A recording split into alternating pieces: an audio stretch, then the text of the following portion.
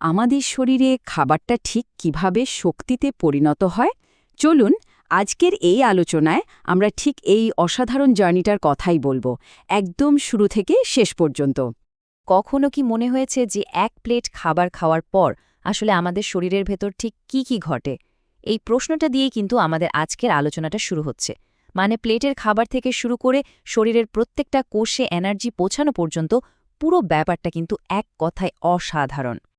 তো এই যে জার্নিটার কথা বলছিলাম এর প্রথম স্টপটাই হলো হজম বা ডাইজেশন। এখানেই কিন্তু আসল কাজটা শুরু হয়। মানে ওই যে জটিল খাবারগুলো সেগুলোকে ভেঙে একদম সহজ করে ফেলা, যাতে আমাদের শরীর সেটাকে কাজে লাগাতে পারে। তো হজমের শুরুটা কিন্তু হয় আমাদের মুখ থেকেই। আমরা যখন খাবার চিবোই তখন লালার মধ্যে থাকা এনজাইমগুলো কার্বোহাইড্রেট বা শর্করাকে ভাঙার কাজটা শুরু করে দেয়। এরপর খাবারটা সোজা খাদ্যনালী দিয়ে চলে যায় এর পরের স্টেশনে, মানে আমাদের পাকস্থলিতা। পাকস্থলীকে জানেন তো একটা পাওয়ারফুল মিক্সার গ্রাইন্ডারের মতো ভাবা যায়। একদিকে এটা তার পেশি দিয়ে খাবারটাকে একেবারে পিষে ফেলে, আবার অন্যদিকে প্রতিদিন প্রায় 2 লিটারের মতো গ্যাস্ট্রিক জুস তৈরি করে, যা প্রোটিন ভাঙার কাজটা করে। তো পাকস্থলিতে এই যে এত কিছু হলো, এরপর খাবারটা কিন্তু আর আগের মতো শক্ত থাকে না। এটা তখন কাইম নামে একটা ঘন থকথকে তরলের মতো হয়ে যায়।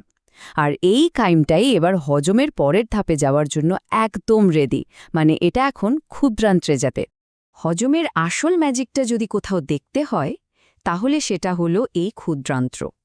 এখানেই খাবারের একদম ফাইনাল প্রোডাক্ট, যেমন ধরেন গ্লুকোজ বা অ্যামিনো অ্যাসিড, সেগুলো শোষিত হয়ে সরাসরি আমাদের রক্তে মিশে যায়। আচ্ছা, রক্তে তো পুষ্টি মিশে গেল, কিন্তু এরপর এই পুষ্টি ভরা রক্তের নেক্সট ডেস্টিনেশন হলো আমাদের শরীরের মেন কেমিক্যাল ফ্যাক্টরি, লিভার বা যকৃৎ। এখানেই সেগুলোকে প্রসেস করে ব্যবহার করার জন্য তৈরি করা হয়। লিভারের পজিশনটা কিন্তু দারুণ স্ট্র্যাটেজিক। হজম হওয়া খাবারের সমস্ত পুষ্টিতে ভরা রক্তটা সোজা এখানে এসে জমা হয়। আর ঠিক এই কারণে লিভার আমাদের শরীরের সেন্ট্রাল প্রসেসিং হাব হিসেবে কাজ করে। লিভারকে বলা যেতে পারে আমাদের শরীরের মাস্টার ম্যানেজার। দেখুন কি করে এটা। একদিকে ভবিষ্যতের জন্য গ্লুকোজ জমিয়ে রাখছে, আবার অন্যদিকে ফ্যাট আর প্রোটিন প্রসেস করছে। এখানেই শেষ না, রক্ত থেকে টক্সিন বা বিষাক্ত জিনিস ফিল্টার করা আর অ্যামোনিয়ার মতো ক্ষতিকর জিনিসকে ইউরিয়াতে বদলে দেওয়ার মতো লাইফ সেভিং কাজগুলোও কিন্তু এই লিভারই করে। তো লিভারে প্রসেসিং তো হয়ে গেল, আব এই পুষ্টিগুলো আমাদের শরীরের কোষে কোষে গিয়ে আসল শক্তিতে পরিণত হওয়ার জন্য তৈরি। আর এই যে প্রসেসটা, একেই আমরা বলি সেলুলার রেসপিরেশন বা কোষীয় শ্বসন। এই পর্যায়ে এসে ডাইজেশন আর রেসপিরেশন, মানে হজম আর শ্বসন, দুটো সিস্টেম একসাথে কাজ করে। আমাদের কোষগুলো লিভার থেকে পাওয়া নিউট্রিয়েন্টস আর ফুসফুস থেকে পাওয়া অক্সিজেন, এই দুটোকে মিলিয়ে তৈরি করে এটিপি, মানে আমাদের ব্যবহার করার মতো শক্তি। তবে হ্যাঁ, এই শক্তি বানানোর সময় কিছু ওয়েস্ট প্রোডাক্ট বা বর্জ্য কিন্তু তৈরি হয়। এই যে শক্তি তৈরির কেমিক্যাল রিয়াকশন, এর জন্য অক্সিজেন কিন্তু মাস্ট।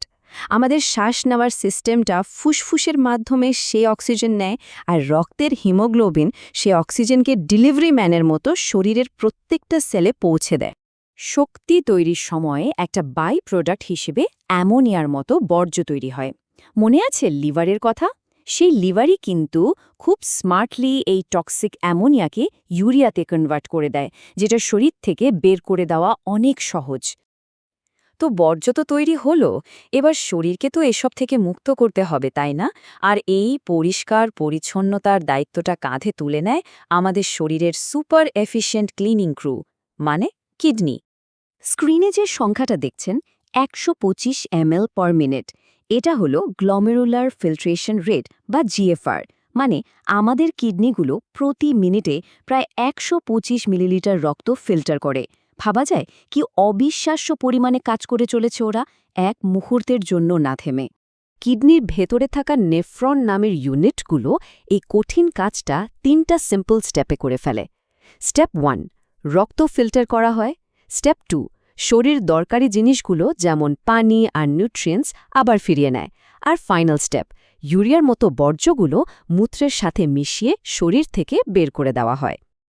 এতক্ষণ আমরা হজম থেকে শুরু করে বর্জ্য বের করে দেওয়া পর্যন্ত আলাদা আলাদা সিস্টেমের কাজ দেখলাম, তাই না? এবার চলুন এই সবগুলোকে একসাথে জুড়ে দিয়ে একটা বিগ পিকচার দেখি। এক কামড় খাবার থেকে শুরু করে আমাদের মাথার একটা চিন্তা পর্যন্ত, এই যে এত কিছু, এই পুরো জটিল সিস্টেমটার একটাই উদ্দেশ্য, পাওয়ার বা শক্তি। এই শক্তি আমাদের বাঁচিয়ে রাখে, আমাদের চালায়, আমাদের সবকিছুর পেছনেই আছে এই শক্তি। আর এই শক্তির সবচেয়ে বড় কনজিউমার বা গ্রাহককে জানেন? আমাদের ব্রেন। শরীরের ওজনের মাত্র 2%, কিন্তু এ একাই শরীরের মোট অক্সিজেন আর গ্লুকোজের প্রায় 20% ব্যবহার করে ফেলে। আমাদের প্রত্যেকটা চিন্তা, প্রত্যেকটা মেমোরি, সবকিছুর পেছনেই কিন্তু এই কন্টিনিউয়াস পাওয়ার সাপ্লাই। তাহলে ভাবুন তো একবার, আমাদের শরীর যদি এত পারফেক্টলি কানেক্টেড একটা সিস্টেম হয়, তাহলে এই চেনের যে কোনো একটা অংশ যদি একটু গণ্ডগোল করে বা ভেঙে যায়, তাহলে ঠিক কী হতে পারে?